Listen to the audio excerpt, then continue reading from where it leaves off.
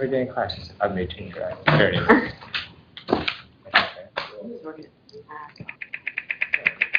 Some of us in this room are watching the film again.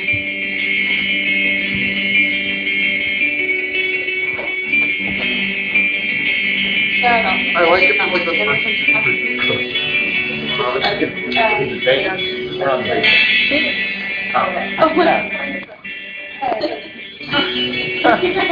Anyone have a computer there? Apparently not.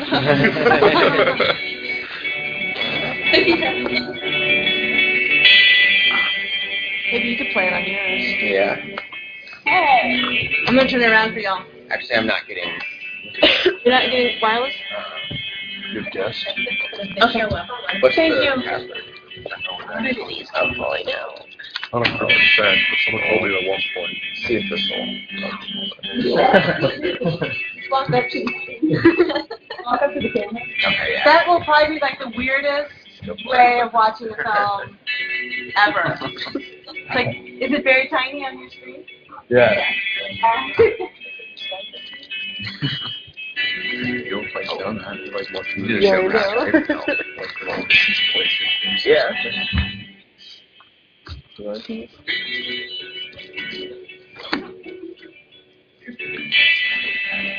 Yeah, it's something like this.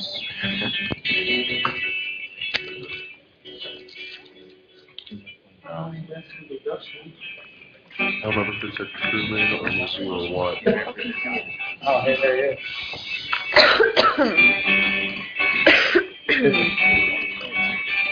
Yeah, I don't know. Last time, I don't think it'll work anymore. Oh yeah, it's probably one of those things once you miss Yeah. turnaround times. Doesn't. I'm sorry. I was fine. No, why?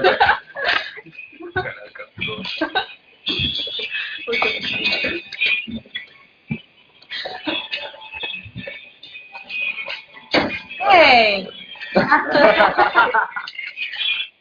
Morning.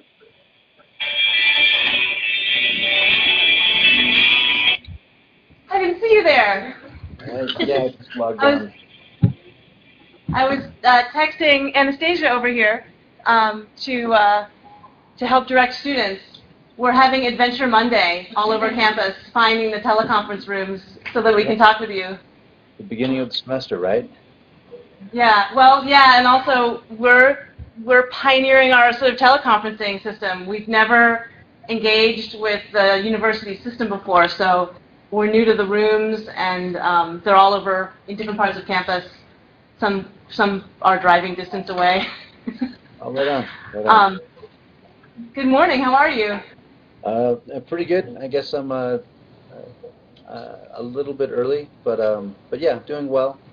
I'm up in the White Mountains on my hometown reservation, and it's a good day. Happy Monday to everybody. Yeah. Happy Monday to you too. Well, we're here. Some of us are a little bit off campus, away from the university, and some of us are right in the middle of campus at a life science center. We're in two different conference rooms. Can you see us all? Yeah, I see both rooms. Yeah. And we may have some people arriving late, including Mark Palmer, who's my co-teacher. Oh, did you just come in?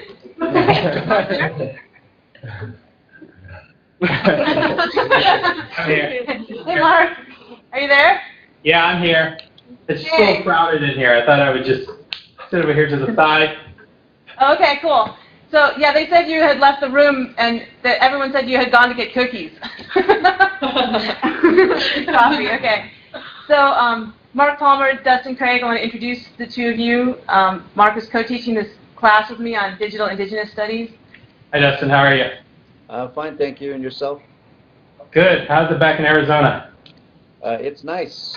It's nice. Oh, Yeah. telling me it's time for the conference. Okay. One thing that we could do is just go around the room and we could each say our name first here at University Hall and then at the Life Science Center, just so that you know who we are. And Yes. we've all watched Four Wheel World Pony, and we had a great discussion of it last Monday. All right, on. And people have cool. just, yeah, people have been really excited to talk with you. And then maybe I'll just invite you to start talking about the film a little bit and how you became a filmmaker. And then we can switch over to some questions from students, like halfway through or something like that. Oh, that sounds good. That sounds good. Okay. Okay, thank you. You guys So can hear me I'm Joanna clearly, Herman. though, right? Like my mic level is okay. Can you hear? Yeah. Yeah. Everybody's good? Okay, good. Yeah. Yeah. So you know me, I'm Joanna. Yeah, I'm Can you hear us? So the internet service is a little dodgy, but it seems to be working good. So, yeah, Okay. just bear with me in case there are any glitches or anything. Yeah. Okay. Thanks. But yeah, I'll give the table to you guys. Well, you know, I actually want to just introduce you a little bit.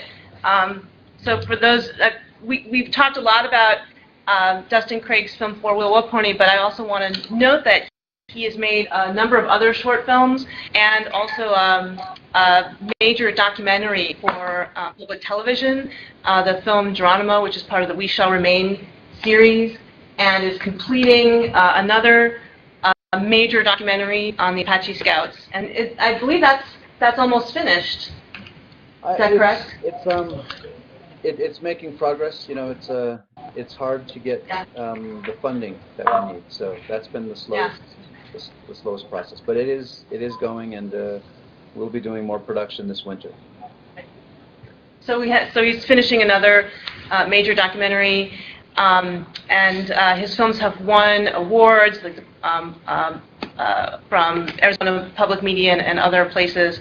So he's a well-known filmmaker, and also, of course, the Four Wheel World Pony, which is an experimental film, and also heads up a skateboard group that he can talk about. So I want to introduce him to you, and then we can go around the table here and at Life Science Center. I'm Joanna. I'm Alex. Zach. I'm Erin. I'm Kale. Blake. Devin.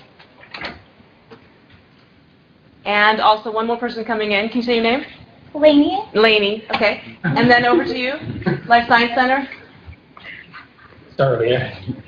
Gabby. Patrick. Noah. Emily.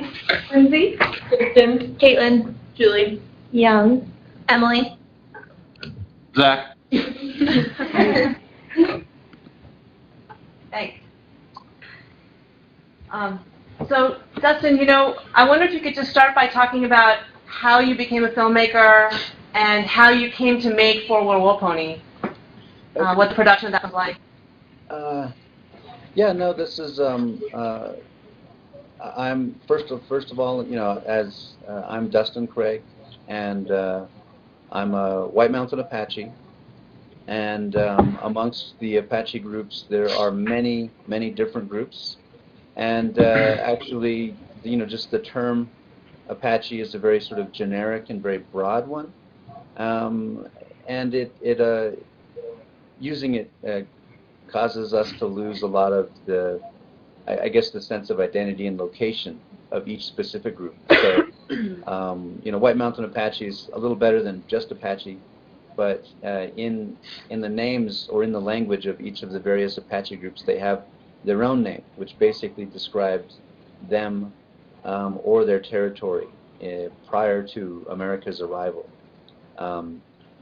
So I'll begin with that. Just the White Mountain Apache tribe today would have been, say, prior to America, you know, pre-1848 would have been, you know, broken into three major groups. The largest group would have been called Zifka'a, which meant or translates into on top of mountains people or mountain people.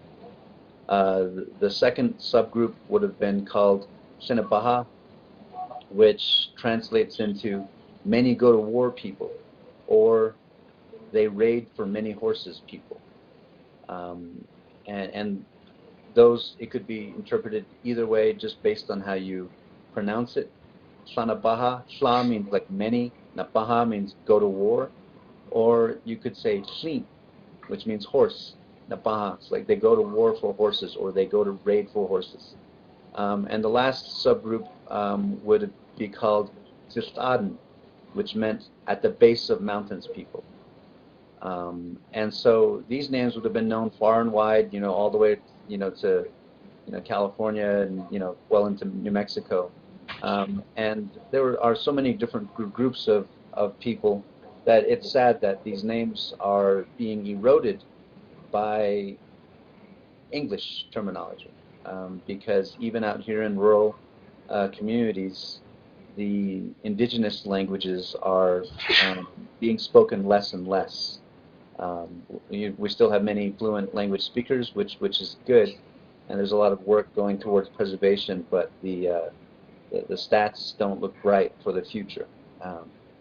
And so that's just a little quick point. So that denotes where I'm from. I'm 37 years old.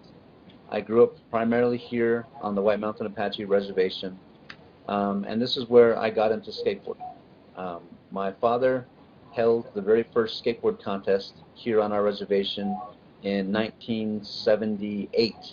So I was probably a toddler, about 2 or 3, wandering around. I don't remember this, but I do know that there's a bunch of old black and white photos from this event that I'm tracking down. By my father's best friend is a professional photographer, and he had just done a story on the White Mountain Apache tribe, for the National Geographic in 1980. So his name is Bill Hess. He lives up in the Arctic North right now, in Alaska, and so I've been trying to have him see if he can track down these photos for the last 5 years, but he's got thousands and thousands of old negatives that are piled away in boxes and storage, and he's just one man and independent. So I'm just hoping that I can get these, because this fact that our little small town community has a legitimate history, or connection to skateboarding, is very important to me and to my community, my fellow skateboarders from where I'm from, because in today's day and age, Native Americans, when we're put out in the media, there's always some sort of novel spin. And one of the ones that I sort of detest and resent the most is that skateboarding is sweeping Indian country, but as if it's this new thing. And as you hopefully might have gained from watching Four Wheel War Pony, one of the things that I tried to emphasize is that Native people have been contemporary the entire time, and they had to be, in order to survive and in order to keep their cultures and lifeways, fluid and resilient with the changing times. And with the onset of America, winning this territory, Arizona, New Mexico, Nevada, all the way up north, the world changed, so rapidly, in just the course of a lifetime, that it's really hard to fathom or comprehend. You might even liken it to the birth of the internet. This was the end of the Indian world out here in the Southwest, and everyone on the ground was very aware that things were coming to an end. So this was, a very real sort of apocalyptic time for Native peoples, who were witnessing whole tribes of people vanish, becoming hunted to extinction, starvation. So today here in Arizona we have 22 distinct federally recognized Native American tribes or nations, and what that translates into is 22 different languages, cultures, worldviews, and so that just gives you a small inkling of the diversity that once was in these areas. But when it comes to filmmaking and how I got into filmmaking, I was exposed to skateboarding very early on, and so it's something I grew up with. It made a big impression on me as like a little 4 or 5-year-old, watching the older boys in our neighborhoods ride these little skinny, plastic 1970s skateboards that have made a big resurgence. They're really trendy now. You see them in malls, and but those were the first skateboards that I saw, and I would see my uncle and his friends, riding down the hill next to my house. And so it was always just a magical thing. And so as soon as I was able, agile and had balance enough, I stepped on board and became a skateboarder. And this was before I knew of tricks or, flips, ollies, all that terminology. It was just, I guess, the purest kind of skateboarding you can get is just riding the board and going down hills and just feeling the flow. So I definitely grew up with it, and I think it wasn't until I was about in 6th grade that I became aware of this other world of skateboarding, of professional skateboarders, of sponsored riders and magazines. I was actually at my 6th grade field trip to California, and we were visiting SeaWorld. We'd hit up Disneyland and all the other places for a week with my entire 6th grade class, and it was the last day, and it was SeaWorld, and I happened to be, it was all out of my money. Maybe I had like $5 left, and so I went into the SeaWorld gift shop, and there on the magazine rack was a Thrasher magazine. And I took a double take. I was like, what? At first I thought it was Thresher, right? Because we also know there's a shark called the Thresher shark. So I thought it was like, but then I saw a skateboarder on the cover, and I was like, wait, this is a skateboarding magazine. Like, what the heck is this?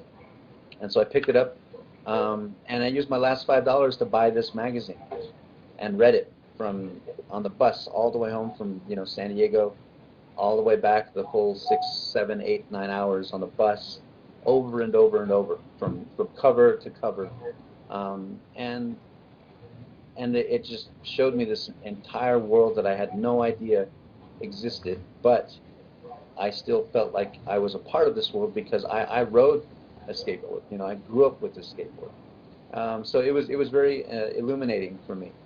And so immediately I used the magazine as sort of a treasure map to start tracking down other media elements, like skateboard videos, learning about other skateboard companies. And, all of this is pre-internet. So there's no Google search. It's like maybe if I get to visit another town and they have a Safeway, maybe there's another magazine there, or those because for me to get to the largest metropolitan area is about a 3.5-hour drive from my reservation to get to Phoenix. And so those family trips to go, school shopping or whatever, business trips for my parents, I would always be on the hunt for anything that resembled the skateboarding that I saw in these magazines. So that was really my introduction. And as I became, more I guess, indoctrinated into skateboarding culture, one of the immediate things that I liked and was influenced by was, the skateboarding culture, the professionals at the time, in the mid to late 80s, were, I think, very unlike the skateboarders of today. Back then it was less acknowledged, less validated by, popular corporate culture. So you didn't see it, and it wasn't something that you gained any social status or anything by. It was just, oh, you ride a skateboard? What are you doing on a skateboard? You're like, 13, 12 years old. It was still looked, down upon. But what I liked about the professional writers that I looked at in magazines was they were all artists. They were musicians. They were photographers. Some of them wrote articles in the magazines. Even the photographers themselves, you could recognize through the writing that they were young people going on tour to Europe, visiting the East Coast, checking out spots. And all of this lingo, language, and my participating as a skateboarder, being from a small rural town, really made me feel connected to the outside world in a way that nothing had ever given me, because as a kid in a small town, you're always sort of looking over the hills, and imagining that it's going to be so much better and bigger when you get out there. And so because all of the professionals of the day were very arty, very creative, very proactive, that's what I wanted to be. And I was always a good artist, and I grew up reading comic books. And so immediately, I would start drawing, skateboarding. I would take out the photo and snap photos, but you'd have to wait, save up money to go get your negatives developed and get prints. So it was a very slow process. And then one day, my dad brought home a VHS video camera, big over-the-shoulder camera, weighed about like 10 pounds or something, and it changed my whole world. I turned it on. My dad put it on my shoulder, and you just hit the record button, zoom in, zoom out, and it was magic. And so I picked it up and started shooting. Family, but as soon as I got the hang of learning the ins and outs of the camera, I immediately started filming my friends and I skateboarding. And those of you who remember VHS tape, they're these big, large tapes about the size of 2 slices of bread, side by side. And you have, you would pop them in, rewind them like big cassette tapes. And so you fill up a videotape with 2 hours of raw footage of skateboarding. And we're not professional skateboarders, so there's a lot of misses, a lot of tries, a lot of attempts. And trying to watch one of these tapes can get boring very fast, because just watching a handful of boys throwing themselves off the jump ramp, over and over and over for the whole 2 hours, and maybe they land 2 or 3 tricks, So the excitement of landing a trick and wanting to come home and show friends was always interrupted and stunted by having to, oh wait, let me fast forward and find it. It was around here somewhere. And I'm also half Navajo on my father's side, and so we went up to the Navajo Nation to visit my auntie, and my cousins also skateboarded, and up in their town was a lot more sort of contemporary and I guess up to date with the national trends and whatnot. So there were a lot more skateboarders in that town, and they had a lot of irrigation ditches and a lot of natural terrain that wasn't in mine. And so I loved visiting there. And on one particular visit, I ran into 2 Navajo skateboarders about my same age, and we hit it off because I was a good skateboarder and they recognized that I was talented. So they wanted to hang out with me and show me the town. So I skated all over with them, met their friends, and then the evening they took me home and they said, hey, watch this. And they brought out their own VHS tape, which was all markered and decorated, and popped it in. And that was the first, homemade skateboard video that I'd ever seen. It had a little titles. It had, a soundtrack. And you had all of just the makes of the skateboarders pulling their tricks. And once again, that was like this paradigm shift, in my life. Like, oh my God, this is possible. So immediately I was like, how do you do this? And my 2 skateboarder friends from out of town were like, oh, it's really easy. You make mixtapes, right? Analog cassettes where you would fill up both tapes and hit pause, record for every song. And they say it's just like that, but you just need 2 VCRs. And so immediately I took my stacks of VHS tapes when I was home, and I borrowed another VCR, got the proper cables, and I went ahead and started troubleshooting this method. And lo and behold, it worked. I could cue up a tape, find the made trick, and hit pause, and then on my record deck hit record. Then on my play deck, hit play, and the trick would go. And then on the record deck, after the trick was landed, I would hit pause on the record deck. And then I'd have like about 2 or 3 minutes to find and cue up the next tape. Otherwise, my record tape would automatically stop. So it required a lot of planning. I learned very, very early on because it's a very archaic method of editing. But all of this, intensive planning, having to get a stack of about 12 hours of videotape that contained maybe 20 tricks, which would be about 5 minutes worth of material, and trying to edit them, seamlessly. I guess it sort of honed or trained me for real editing. that I would learn way, like a decade later. So that really was my foray in film. That I didn't consider it at the time filmmaking.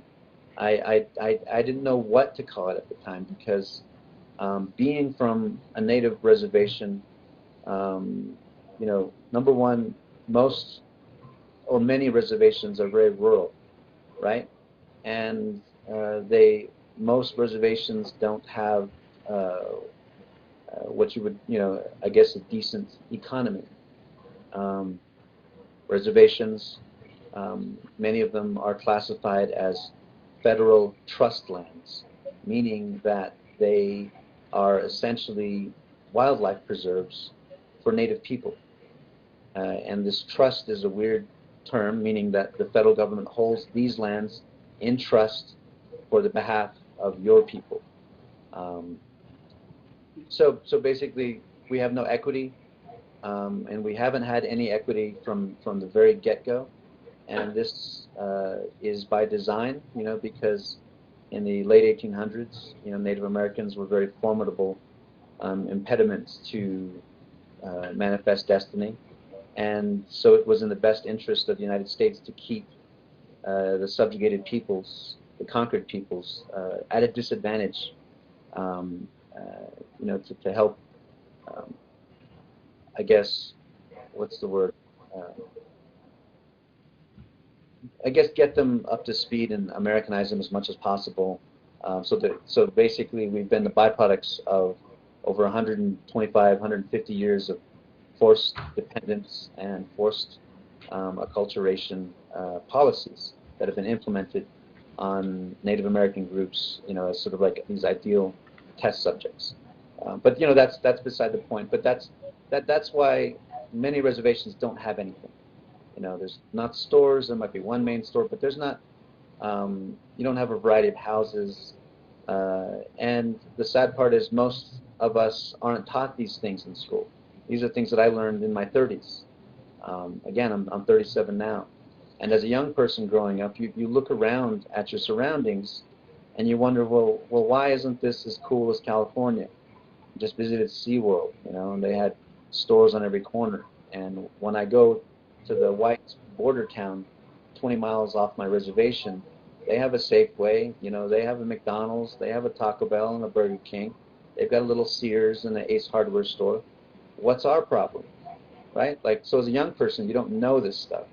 So, it was a very, so that's why skateboarding was such a big deal to me, because it sort of validated this absence of myself, because you grow up like that, you feel invisible. You feel like the outside world knows nothing of you, and they don't. And also the other renditions of Native Americans that I would see as a young person on television, on movies, or in cartoons, were blatantly racist. Watch Peter Pan. It's like a time capsule for American racism. There's this sort of cutesy little encounter where Peter Pan and the Lost Boys go meet Indians, and they sing the song "What Makes the Red Man Red." The Indians are all dopey and stupid looking, except for the sexy little minx Tiger Lily that has Peter Pan's interest. So you have this dumbing down of Indian men and the sexualization of Indian women. In one of the most influential Disney movies of all time, and none of these are ever questioned. So those are the kinds of things that I would see on TV, and they made me as a young person feel very uncomfortable. Like these don't look like me. They don't look like my people. And then so being a skateboarder became a very core part of my own personal identity. And by participating and doing what skateboarders did, it helped to fill the void of feeling invisible, of feeling marginal, of feeling like you come from a community that nobody knows about or cares about. And as a teenager, you want to be a part of something that matters. My upbringing, my teenagerhood was awesome because of it. I fully immersed myself in this little skateboard world, and fully enjoyed making these little films, and so that was really my primer. And what I really like about the skateboard magazines of the day, and I think for me what feels very special is that a lot of these photographers that came up, they were like in Thrasher magazine or Skateboarder magazine, and also pro skaters themselves from my era, have infiltrated, television in Hollywood. Like one of my favorite photographers as a young guy was, I thought he had the coolest name, was Spike Jonze. I noticed Spike Jonze's photographs, right? You guys know who Spike Jonze is. We got Where the Wild Things Are, Being John Malkovich, Her. So I recognized the distinctive style of his photographs, but I also liked the name. I was like, man, this guy's cool. He's got a name. His name's Spike Jonze, so that I paid attention to the photographs and I would look for his. Another professional skateboarder, his name is Jason Lee. He's in that show, My Name is Earl. He was also in Vanilla Sky, Tom Cruise's best buddy. He's in a number of films. And so there have been other skateboarders that have kind of, made it. And so that made me sort of entertain loosely, wow, maybe there's something here in media, because these people that I looked up to were also very passionate about their craft, because Spike Jonze would later go on to be one of the co-founders of Girl Skateboards, one of the most influential skateboard companies today. And I immediately identified with his filming style, because he was also making short films and short skits, and it was his talent which really created that distinctive style that made Girl Skateboards stand out, when I was a teenager. So that, I guess that's a really crash course of how I got into filmmaking. But the whole while, I honestly never considered it or called it filmmaking, because. Oh, go ahead. I was going to invite you to talk a little bit about Four-Wheel War Pony. We're about halfway through the class, Yeah. And then we could, in a few minutes, we could open it up for some student questions. Okay, great. Long story short, Four-Wheel War Pony, I had just finished my year making the Geronimo documentary. And those of you who are aware of PBS, American Experience is, I guess, the most prestigious documentary history production company, in the country, if not the world. They're very respected in academic circles. Their films generally take, at least a year or more to make. They have the largest budgets, so it's kind of like the PBS ceiling. The only other programs that might be comparable might be Frontline or Nova or Masterpiece Theater. But that's PBS, it's like teachers of network television. The budgets still pale in comparison to network budgets or cable budgets. So that was the first time that I fully immersed myself into the actual academic study of my own history as a White Mountain Apache person, as an Apache person, as a Native person. And it was very illuminating, very sort of traumatic in its own way, because it brought me up close and front and center to the real brutality of conquest, and especially at the end, because this is really a war for the continent, and everyone knows what's at stake. And by the time wars come to Arizona, this represents the close. This is the final chapter. Again, this is the end of the Indian world. So it's most sort of brutal, it's most desperate, and and most harrowing. It's just it's devastating. And I would read these things and hear of the atrocities that went down. And then I went on to make this film about Geronimo, this iconic, Indian character. And having to move away to be in Boston, to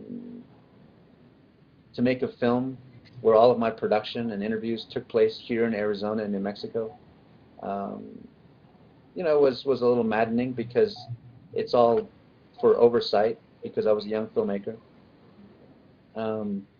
And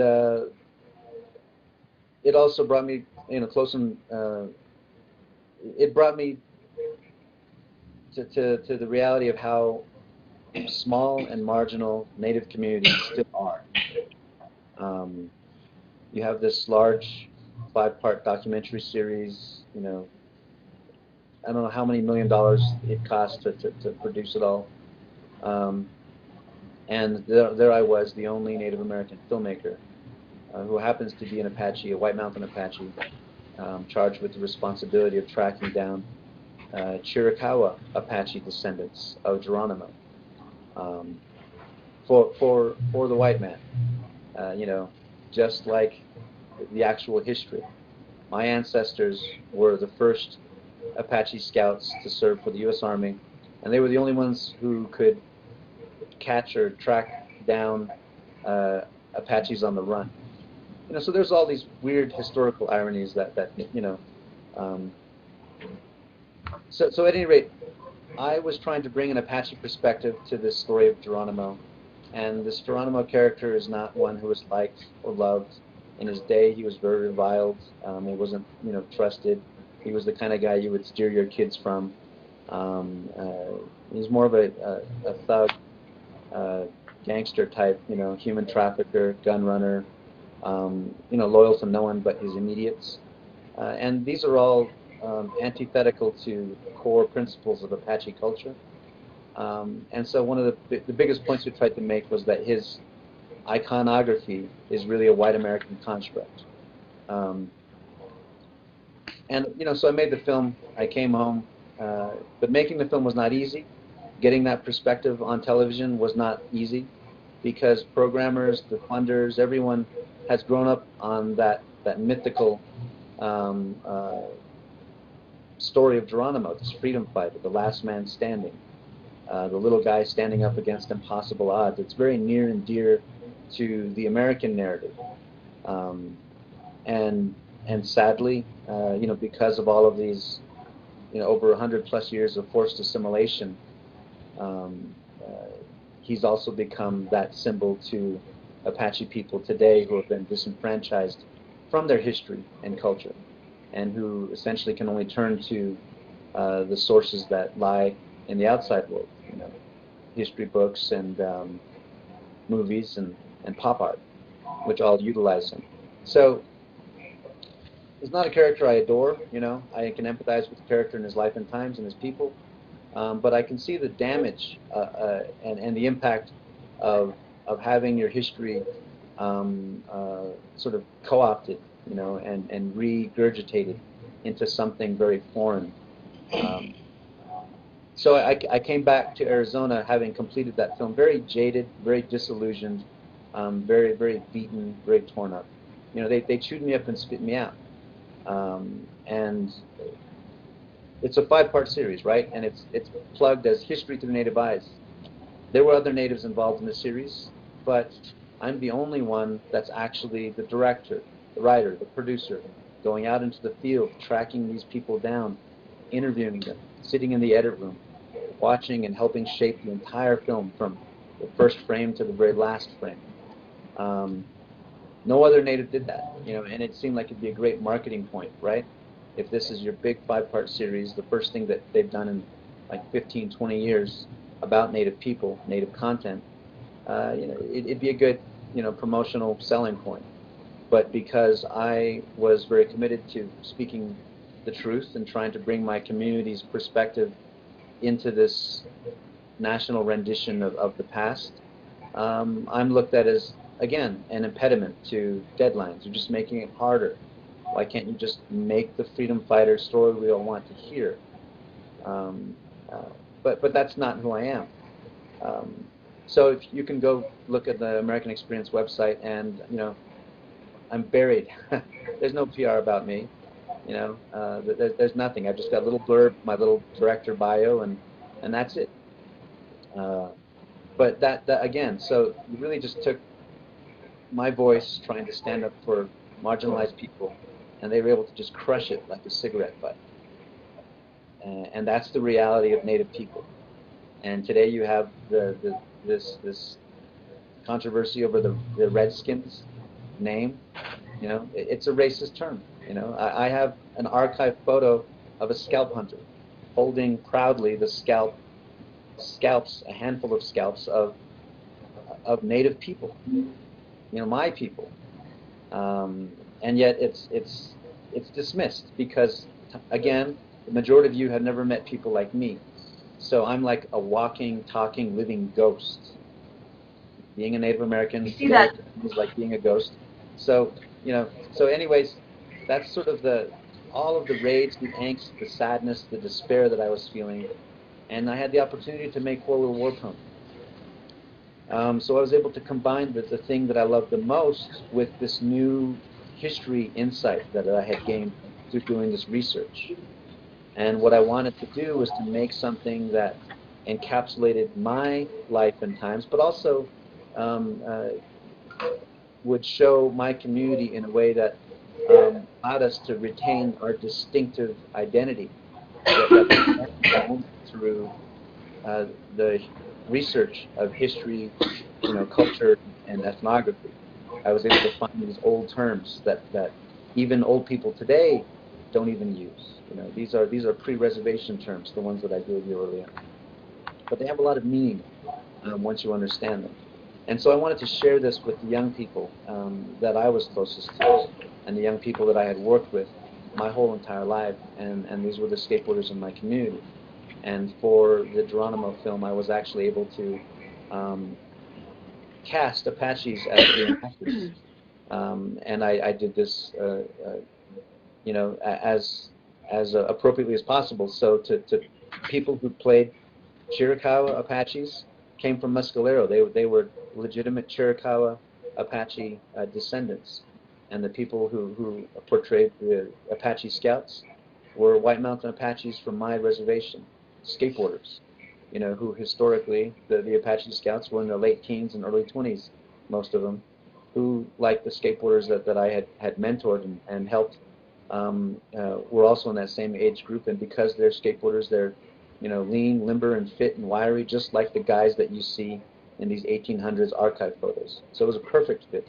But what was really beautiful was that it was the very first time in my life that I got to see my own young men, people dressed up in period regalia. Because today, if you go to a traditional ceremony, you'll see that the women in the community will wear traditional camp dresses, traditional jewelry, whereas the men or the young men are just in Wranglers, maybe a button-up shirt and a cowboy hat. And as a young boy, this was very perplexing to me. I was like, well, where did our culture go? Where did the culture of young men go? And again, through understanding the history and understanding the systematic process of dismantling Native culture, I recognized that, wow, this doesn't exist anymore. The things for young men no longer exist. But through this history and culture studies, I had this new perspective where I was able to see these incredible parallels of skateboard culture on my community, how they fused with this pre-reservation culture of men. And instantly I was like, wow, that's it. We're still Apaches, and our culture is manifesting itself within this realm of skateboarding. And I was like this, one of the most profound epiphanies that I've had in my life, because just a short history of skateboarding, came from the States. You guys might have seen Dogtown Z-Boys documentary. If not, I'd say go check it out.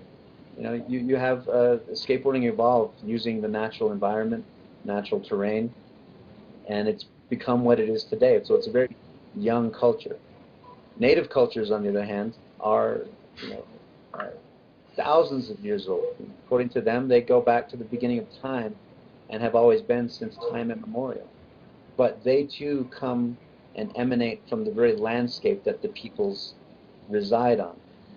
So I thought this really nice parallel of these two cultures, indigenous to the Americas, indigenous to this continent, who've sort of, manifested themselves.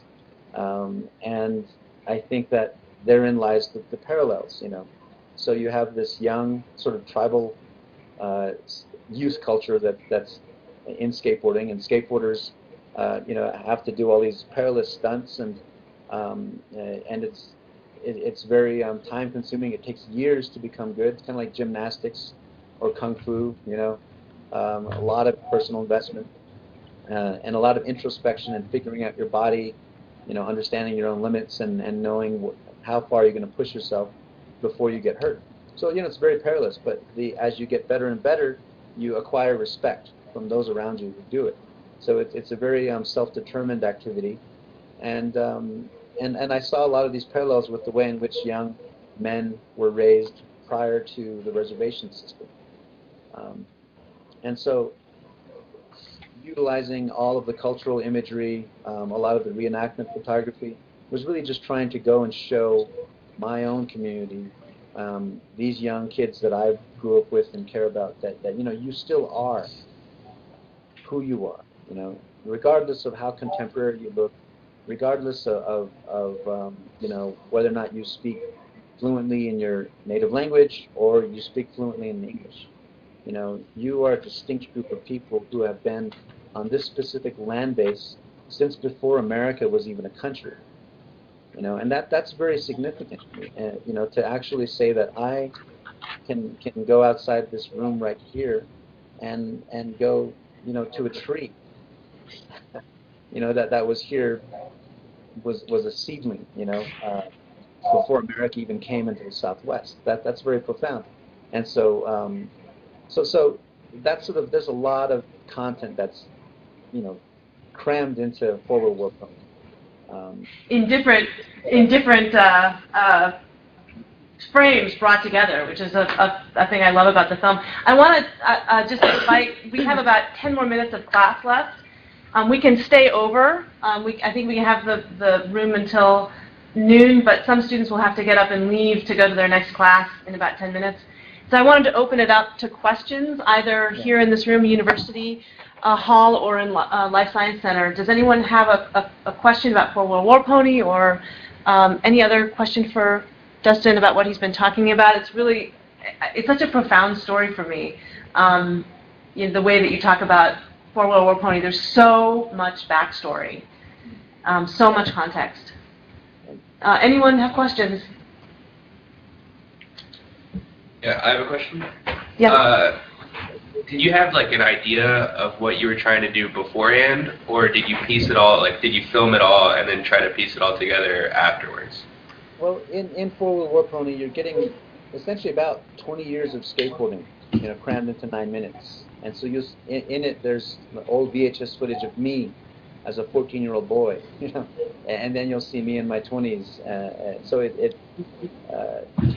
I was asked to be a part of this art collective show called The Remix, which was a collaborative exhibit between the Smithsonian Museum and the Heard Museum in Phoenix, Arizona, both prestigious Native American museums. And this was all contemporary artists, and until this point I had never really tried to make it as an artist, and I was a part of 15 indigenous artists from all over the North American continent and South American to be, have a part in the show. And I had no idea what I was going to do. I'd never really, I don't really follow art or installations. And so I was kind of talking to some of the other people that I knew in the group. What are you going to do? Some were photographers, some were sculptors, some were, just a whole gamut, painters. I was trying to get an idea of what's going on in the art world now. Video installations seem to be big. in the MoMA, down in NYC, but I, and people were trying to say, it's all about getting a 1-minute shot that says a lot, so I was really trying to figure out what to do. So I had no idea, and I just started playing around with my footage one day and just started compositing screens, kind of like what I see here on my laptop screen. There's multiple screens. I see 4 screens, 2 classrooms and 2 squares with me talking. I also picked this music. The track that you hear is something a good friend of mine had made, and it was it's got this sort of very sort of almost redundant sound to it, but one that lets you stay in this moment. And so I just kind of, it really was kind of like a sculpture, like a digital film sculpture, where I just started putting it together and slopping things together, and I liked the composition. I was like, whoa. But then I recognized that I could start planning this out. So I would actually draft out squares in my notebook and know I want to see so-and-so here, here, here, and here. And so it happened very organically, and I'm proud of it, and I'd like to do another one someday. And I remember telling Joanna in an interview that I kind of, at the time it was 2007 when I made it, and I envisioned something like, today we have all this touchscreen technology, right? And at that time, the only thing that harkened to it was the film Minority Report with Tom Cruise. All these interactive screens where they enlarge, they zoom in, they this and that. So that's kind of what I, in the sci-fi imagination, pictured Forward War Pony could be like this holographic projection, where you could zoom into any one of these screens, click them, understand who the kid was, what his name is, what family, where does he live on the reservation, when did he start skateboarding, what happened that day when this was going on, and sort of this big interactive time capsule of this little skateboard tribe. So that's kind of what's fueled Forward War Pony. There's another question in the other video conference room. Is that back there? Yeah. I'm Brittany. Have you looked into doing that, making it more interactive with parallax or anything like that? Because I could see that in the gallery and stuff like that. But when we watched it, it was really interesting. It was just without much context. We didn't know what to take from it. But I think you have something there with you have this technology now that you can use parallax and things like that to click in videos and make these immersive type things. Do you think you're going to pursue that further? Yeah, I think, but like all things, it would be funding dependent. That take a huge amount of programming, also a lot of research to develop all of these sub-stories. But yeah, it's this story is something that I guess Forward War Pony could be basically a trailer for the film that I want to make. I want to tell the story of skateboarding in my community, and how it's been a help for the young people that do it, but how still, in my community, even today, there's no support for these kids. We have one of the highest suicide rates in the country. We've got 85% unemployment. The list goes on and on. It's not a place statistically where you want your kids to grow up. But it's home. And so skateboarding's been a very positive thing, and I see it benefit the kids that do it. And so that's the film that that I want to make someday. But again, as a filmmaker, sadly I'm kind of a prisoner of filmmaking, where I have to be able to I have to be getting paid, to do my craft. The days of being a young, idealistic 20-year-old who is willing to work just for a chance to travel are gone. I've got 5 mouths to feed, and I've got 3 teenagers who are going to be in college like you in the next 2-3 years. So I have to figure out ways to monetize my art, which is a bummer, but that's just the way it is. But yeah, Forward War Pony's going to be here as long as I'm drawing breath. So chances are you might be able to access it one day and get some of this backstory. Yeah, like if you don't mind me saying, sorry. Oh, that's okay. I want to give the people who have to get to their next class. Technically, we're class is ending now, so I know some of you have to get up and go to your next class, and I don't want to make you feel uncomfortable or feel like you're sneaking out. I know that some of you have to go. Thank you for watching. And I want. I have to leave. I do understand, and I appreciate just the fact that you've been able to see it.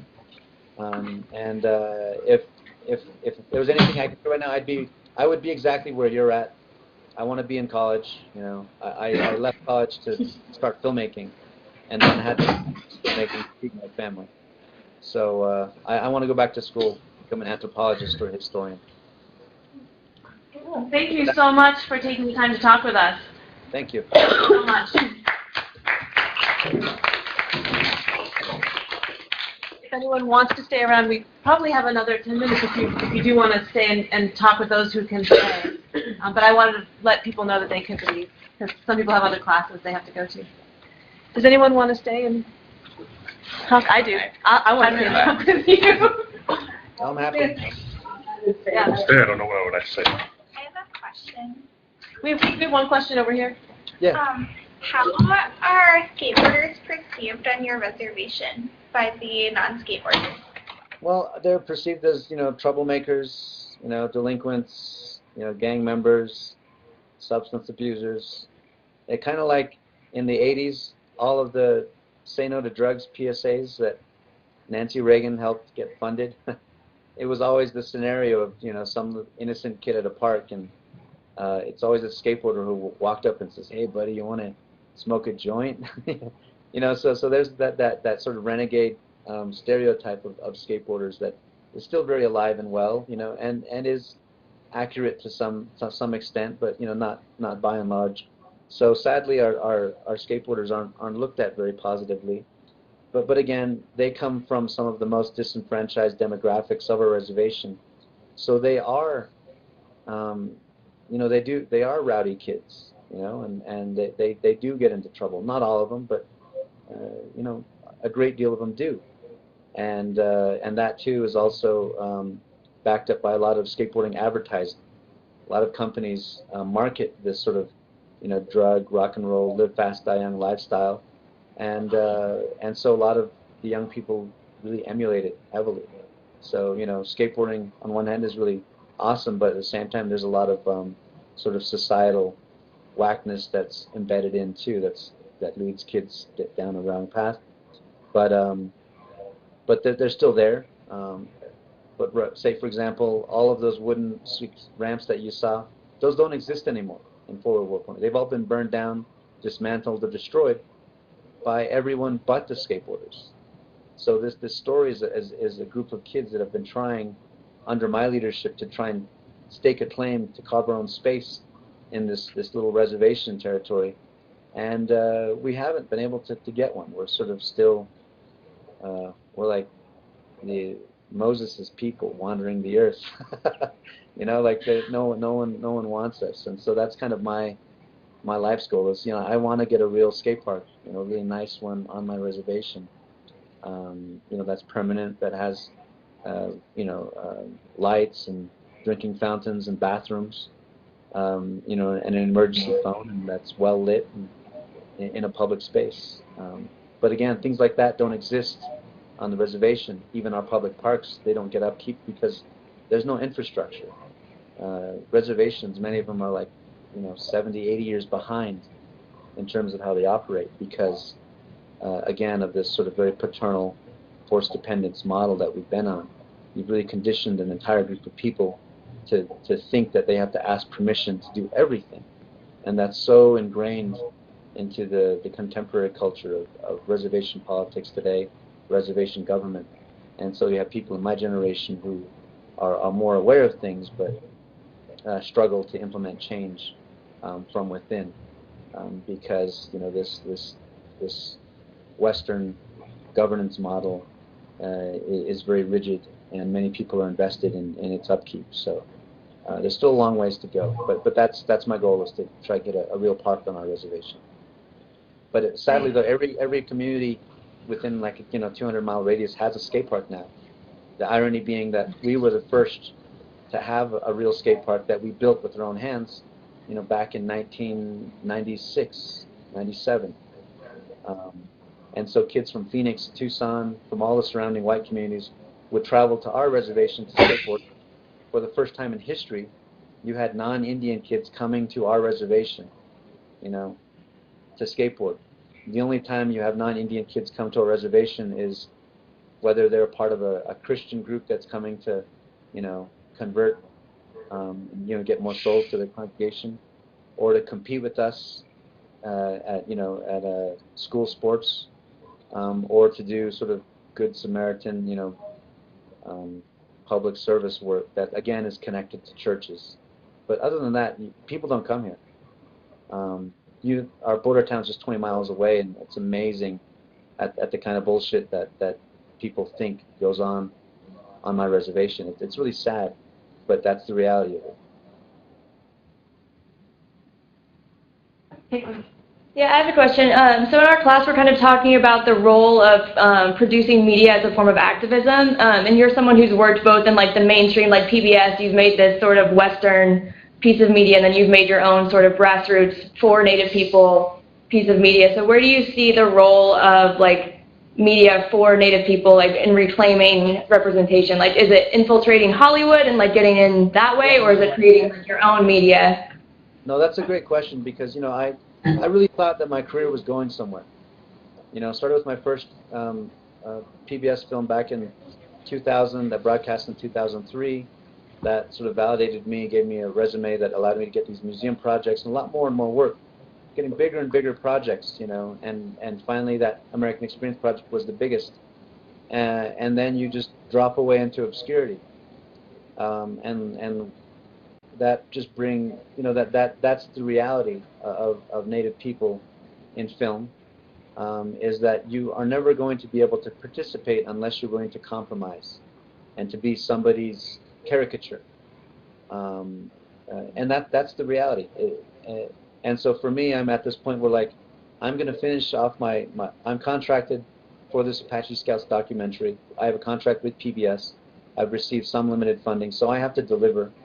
I'm also producing a PBS short project right now on early childhood education / childcare programs out in White Earth Nation. It's going to be a part of a 1-hour show on early childhood programs, education programs. But by and large, there's no way to make the films that I want to make within this system. And so I'm really like, and I'm going to be 38 this year, so it's like the second half of my life. So I'm just ready to say, there's no way that we can make any effective media unless we just do it from within and for ourselves.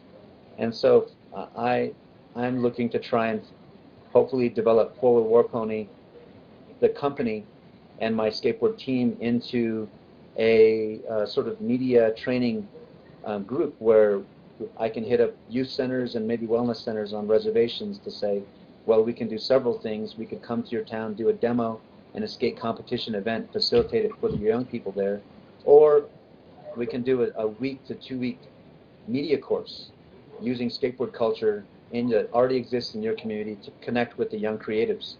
Because every skateboard crew knows who's in the community as a musician. They know who are the writers. They know who are the photographers, the artists. And so basically I don't have to go and sift through a class of 30 kids. I can use skateboarders to connect immediately with the kids on reservations that are predisposed to creating content and bring them into the fold using the already established credibility and clout that Forward War Pony has as a skateboard company that the kids like. And so that's what I'm looking at doing. So if I can pull it up right, using my resume as a professional filmmaker to say, hey, I can give young Native kids on other reservations access to pro filmmaking, mentorship, with the goal of creating content. I don't want to just come in like a circus and be there for the weekend and disappear. I'm hoping to create relationships with reservations, tribal communities where I can come in maybe quarterly in the long term, over the course of a year or 2 years, with the goal of helping each one of these young creatives that I might connect with to create a film or an album or a portfolio, but along the way, teaching them a lot of how to look at their culture and their history, to sort of deprogram a lot of the stereotyping and caricatures and racism that exists. That's very damaging and hurtful to young people. So I think that's where I want to go. I'm like, to hell with media for the man. That's really what it is. Even though it's PBS, even though it's liberal, everything I do and say has to go through a filter. Anytime I start talking about young teenage Indian kids hanging themselves, drinking themselves to death, being scraped off of highways, it makes liberal funders out in the East uncomfortable, uneasy. And that's the sad reality, is that everything that I say and want to say has to go through so many filters by the time it finally reaches the audience. And that just hurts me, and it drives me crazy. So I'm just killing myself, trying to work in a model that doesn't work for what I think that my community needs to learn and to hear. So yeah, I want to just bring it back to my skateboard roots, that punk rock DIY ethic of my youth, and say, I'm just going to make stuff.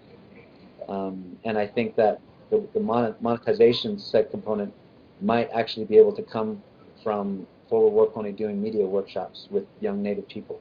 And so hopefully my life has come full circle, where I can come back to my first love and do what I've always done the best, which is work with young skateboard youth and, just artistic, creative yet youth, who, and, offer them my insights.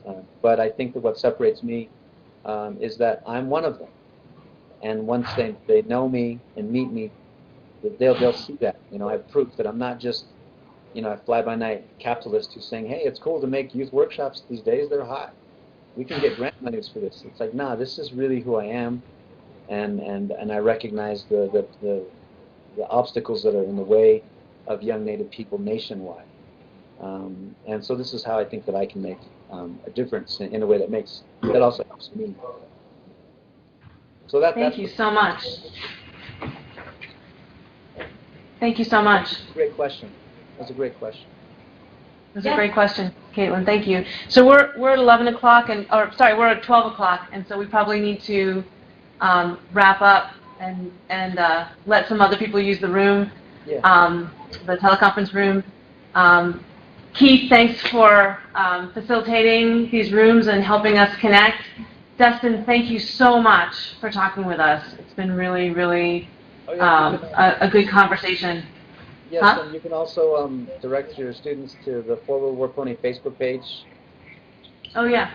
Yeah, you can send whatever links you have and help them spread them around too. Okay. But yeah, we'll follow up. I appreciate the opportunity. After this, I pack up my truck and I'm driving off to Minnesota. So I hope to be in Denver maybe way early tonight or tomorrow morning. Okay. And drive safe. Yeah, so I got 12. I think it's like about 1,600 miles to Minnesota. So that's what I'm going to pack up as soon as I'm done with this. Okay. Thank you. Drive safe. Thank you very much. And Joanna, can I give you a call real quick on your cell? Yeah. Yeah. All right, cool. I got it. All right. Thanks, Okay. everybody. Thank you so much. Thank you. Thank you. Thanks, everyone. Thanks for coming and finding us on Adventure Monday. Oh my gosh, I got lost and some guy I parked like way down the road. It's like some random. He's some researcher, I guess, at some research section in the zoo, and he was like, "You're never gonna make it there." Do you need a ride back over to your car? I do need a ride back. Thank you so much for having an adventure. And I'm sorry that I didn't give you all better directions. No, it's fine. I met a cardiologist at the zoo. I don't regret anything. Do you want to chat about honors on Wednesday after class, maybe? I know we talked about it today, but... Yeah, this is Dustinn. Let's talk about it. Yeah, because I have to get to my office. Okay. Thanks. Hey. Good. Thank you so Coffee much. and It was really meaningful for me, for the students, and Thank you. I'm just consistently impressed by what you have to say. Yeah. So I'm still in the conference room, so I'm getting like the